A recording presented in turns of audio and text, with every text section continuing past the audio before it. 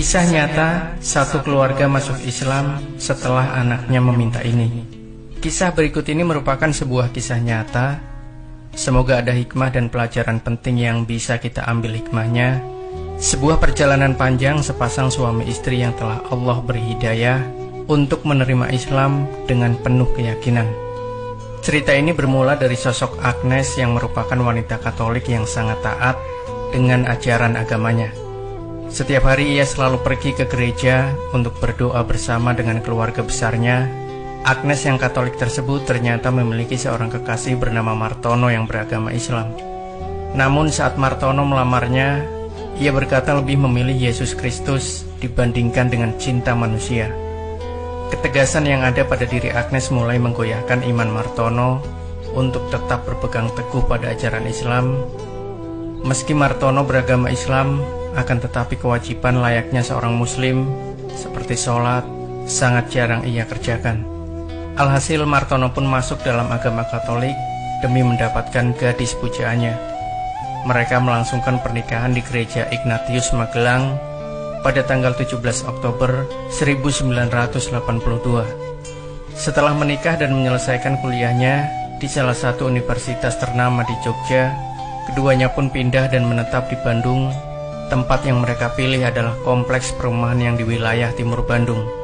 Kebahagiaan kian dirasakan oleh kedua pasangan tersebut dengan hadirnya anak-anak mereka yang bernama Adi, Ica, dan Rio. Di tempat barunya tersebut, Agnes dan suaminya mulai aktif mengikuti berbagai peribadatan yang dilakukan di Gereja Suryalaya Buah Batu Bandung.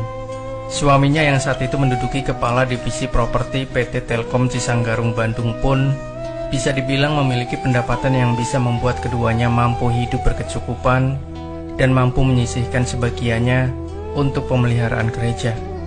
Mereka berdua berinisiatif untuk membangun sebuah gereja yang berlokasi dekat dengan perumahan dengan mengumpulkan dana dari para tetangga sekitarnya yang beragama serupa, dan akhirnya pun sebuah gereja telah berhasil mereka dirikan. Yang mengherankan adalah sikap Martono yang masih sayang dan menghormati kedua orang tuanya dengan memberangkatkan keduanya ke Tanah Suci.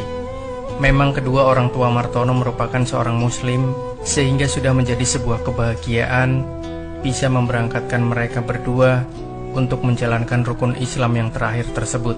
Walaupun Martono telah berpindah keyakinan. Kehidupan yang serba berkecukupan dan harmonis mewarnai hari-hari dari Agnes dan Martono, hingga suatu ketika keduanya merasakan goncangan jiwa yang cukup membuat gelisah. Anaknya yang bungsu yaitu Rio mengalami sakit panas yang tak kunjung reda, sehingga membuat keduanya khawatir dan membawa Rio ke rumah sakit Kristen yang terletak di Bandung Utara. Dokter yang menangani Rio menyatakan bahwa Rio hanya mengalami kelelahan saja, namun Agnes yang merupakan ibunya tetap merasa gelisah dan takut akan kondisi anaknya yang tak kunjung sehat. Ketika dipindahkan ke ruangan ICU, kejadian cukup aneh mulai terlihat. Rio meminta ayahnya untuk memanggil ibunya yang berada di ruangan tengah. Martono pun langsung menuju Agnes dan menyuruhnya untuk masuk ke ruangan ICU. Namun jawaban Agnes cukup membuat heran Martono. "Saya sudah tahu." Martono pun masuk kembali ke dalam ruang ICU tanpa disertai Agnes. "Udahlah papa saja. Pa, hidup ini hanya berjarak 1 senti, sementara di sana nggak ada batasnya," ucap Rio. Martono tertegun dan keheranan melihat anaknya yang masih kecil bisa berkata demikian. Apa yang diucapkan oleh Rio seakan dirinya seperti orang dewasa yang sedang menasehati sesamanya. Sore pun menjelang dan Rio masih berada di ruang ICU ditemani Martono. Rio kemudian berucap, "Pa, Rio mau pulang." Dengan lemah lembut dan penuh kasih sayang, Martono menjawabnya, "Iya Rio, nanti kamu pulang bersama papa dan mama." "Enggak pa, Rio mau pulang ke surga. Rio tunggu papa dan mama di surga," ucapnya dengan nafas yang pendek. Martono yang terkejut dengan ucapan anaknya tersebut, tiba-tiba ia mendengar suara aneh yang menyuruhnya untuk membimbing kalimat syahadat kepada anaknya. Meski kaget, Martono yang dulunya seorang muslim pun menuntun Rio dengan kalimat syahadat. Air mata Rio pun berlinang sembari melafalkan kalimat tersebut. Dalam ketakutan dan kegelisahan, Martono dikejutkan lagi dengan adanya bisikan yang memberitakan bahwa Rio akan meninggal dunia setelah dikumandangkannya adzan maghrib. Mendengar bisikan tersebut, Martono kemudian pasrah dan hanya memohonkan kebaikan bagi anaknya.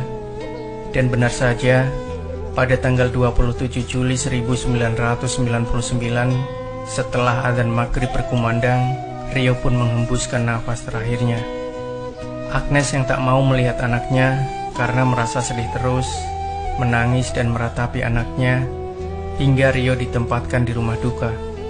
Kejadian aneh pun berulang, di mana Agnes seperti melihat Rio yang menghampirinya dan berkata, "Ma, aku gak mau pakai jas. Aku maunya pakai kain putih aja."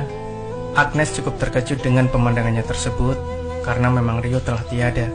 Kejadian tersebut ia tuturkan pada salah satu tetangganya yang muslim dan berada di rumah duka tersebut.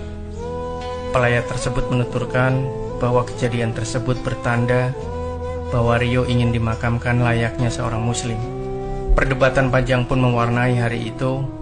Mereka bersepakat untuk membalut tubuh Rio dengan baju, celana, dan sepatu yang berwarna putih. Setelah itu Rio disolatkan oleh mereka yang beragama Islam. Keluarga besar Agnes yang memang penganut teguh agama Katolik bersikeras agar Rio dimakamkan secara Katolik, dan jasad Rio pun dimakamkan di Kerkop yang merupakan pemakaman khusus Katolik yang berada di Cimahi, Bandung. Agnes yang masih bingung dengan berbagai kejadian yang dialaminya hanya berdiam diri hingga suatu hari ia mendengar bisikan yang aneh tentang rumah dan mobil. Rumah adalah rumah Tuhan dan mobil adalah kendaraan untuk menujunya. Di saat itulah Agnes teringat akan ucapan Rio saat masih duduk di bangku TK. "Ma, Mbok Atik nanti akan Rio belikan rumah dan mobil. Mbok Atik merupakan orang yang merawat Rio sejak kecil di rumah, dan ia merupakan seorang muslimah yang taat beribadah meski harus bekerja di rumah majikan yang beragama Katolik." Agnes pun saat itu hanya bisa tersenyum sembari menjawab celoteh anaknya, "Kok Mama gak dikasih sih?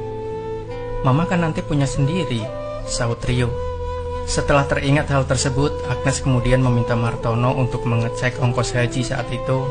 Ternyata dana yang dibutuhkan untuk berangkat haji adalah Rp17.850.000. Sesaat setelah itu Agnes pun membuka uang duka yang tak pernah ia buka sebelumnya. Keheranan Agnes mulai memuncak karena nilai uang yang terkumpul ternyata sama persis dengan ongkos naik haji. Agnes kemudian menggantikan ucapan Rio dahulu sebagai cara untuk memberangkatkan Mbok Atik ke Tanah Suci. Hari berganti hari, Mbok Atik pun berangkat ke Mekah untuk menunaikan ibadah haji. Suatu hari ia menelpon sang majikan yaitu Agnes sembari menangis dan menceritakan bahwa ia bertemu Rio di Mekah. Rio yang sudah meninggal tersebut berpesan bahwa kepergiannya tak perlu dipikirkan. Ia merasa senang di alam yang baru.